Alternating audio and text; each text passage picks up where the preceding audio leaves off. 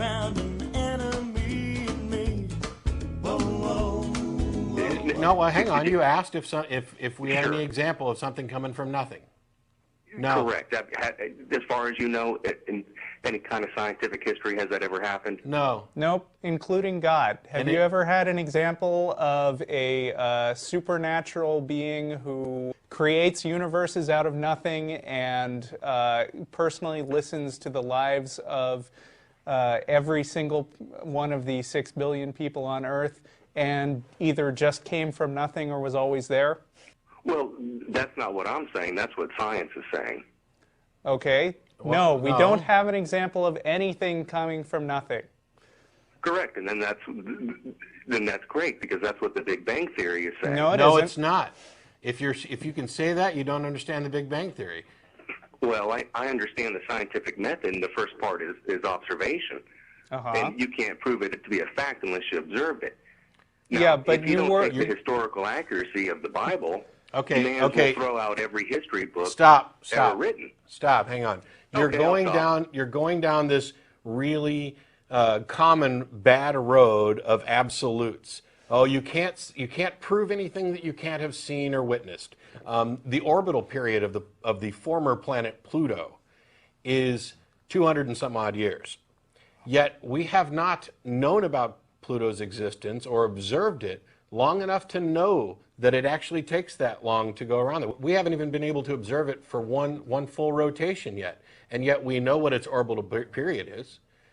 We don't have to observe the whole thing. And well, I'm just throwing back what the scientific method says. Yeah, but you are misunderstanding because you're throwing out this claim that what science says is if you don't personally witness something, then you can't say it happened, and that's just not true. And that's not the scientific method. I mean, then I must be reading a different scientific method. Apparently, you are. You should stop reading science books by creationists. See, the thing is that what you're doing is committing a logical fallacy, because the observation is that the universe exists. We've made that observation, and now we're going to see if we can find out what the explanation for this is. Your method, where you're saying that you have to have observed the universe beginning. No, it's not my method. That's the scientific method. The scientists are the ones that are saying it's a fact. No, I'm sorry. Saying what's a fact? Well, you name it. Evolution. Evolution is a fact. Change over time is a fact. Well, I've never seen any transitional forms.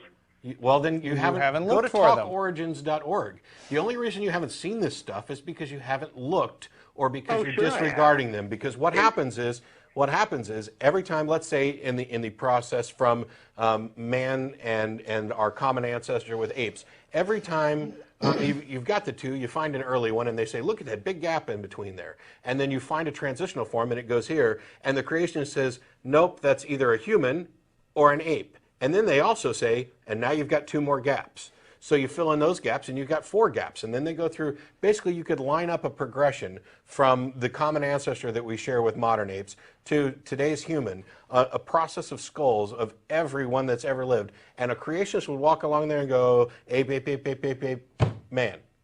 And that's absurd. They're denying the bigger picture. One of my favorite pages on Talk Origins, for example, is this page which has all these skulls that you're talking about, and then they list what all the creationists say about them. You know, some of them say they're apes, and some of them say they're people, but right around the middle of it, they can't agree.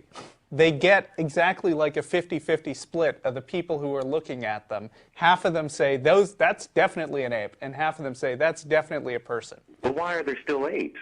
Because we didn't come from apes. Man and apes share a common ancestor. Right. If Americans came from Europeans, then why are there still Europeans? Okay. If bald people, it's...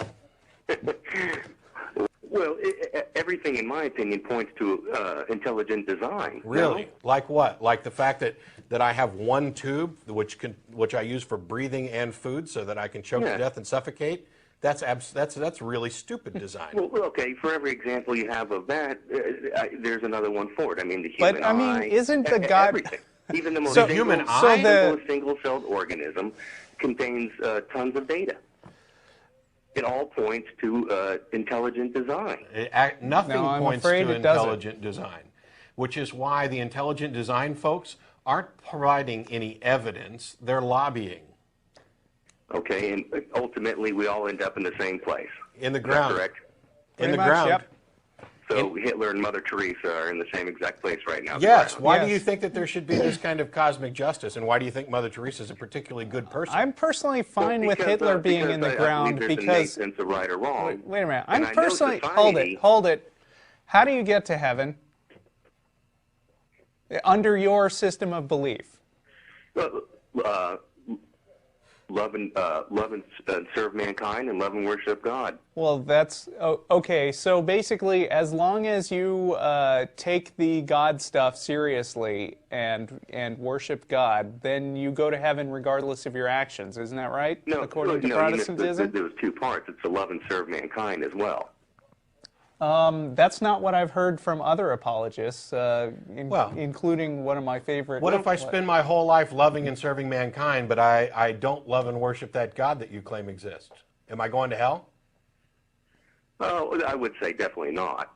Oh, you would? Okay, then we're clear. Then I'll say the same thing I said last week. If that's the case, and belief in God is not a requirement, and your thing is that you just need to love and work for the good of humanity, then you have a useless God.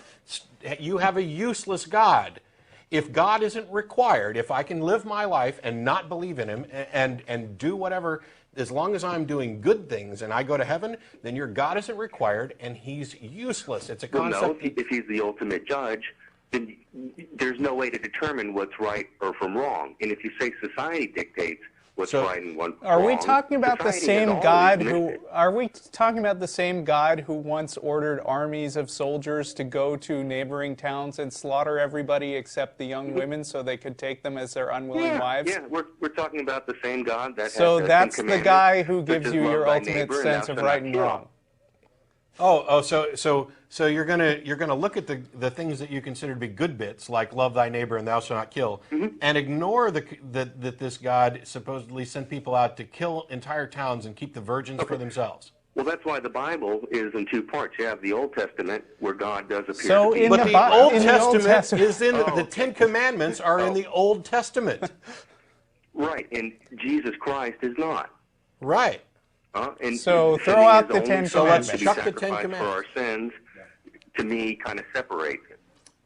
Okay, so that God who ordered this mass slaughter and rape was the same guy, but he changed his mind.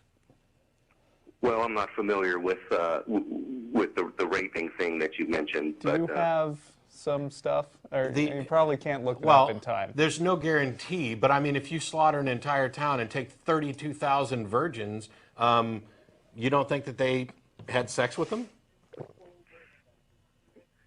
Regardless, who cares if they raped them? They went and killed everybody and kept the virgins. Do you think that is morally good? For the express purpose of taking those virgins. Do you think that is morally good? Oh, absolutely not. Which is why Jesus comes into the picture. But it's God that ordered that action, and you're saying that Jesus is God. So basically you're saying that sometime at this dividing point between an Old Testament and a New Testament, this asshole, evilly, morally bankrupt God suddenly turned into this love thy neighbor, turn the other cheek God. You're kind of getting it. Yeah. I would agree. Yeah. I'd suggest that if you accept that, and you can disregard that your God was an immoral monster, and just latch onto the new stuff, you're morally bankrupt as well. And if you actually read and study what's in the New Testament, these concepts that Jesus brings forward, there's an idea of eternal suffering and torture in exchange for a finite crime, which is, by definition, infinitely more morally corrupt than killing a town full of people. So your Jesus is no better, and you've used up way too much of our time talking about 30 different freaking issues. Visit talkorigins.org, get some information. Visit infidels.org, learn a little bit more. Read your Bible. The content of this video is produced by the Atheist Community of Austin, a nonprofit educational organization promoting positive atheism and the separation of church and state. If you enjoyed this content and are willing and able to provide a donation, please visit the website below.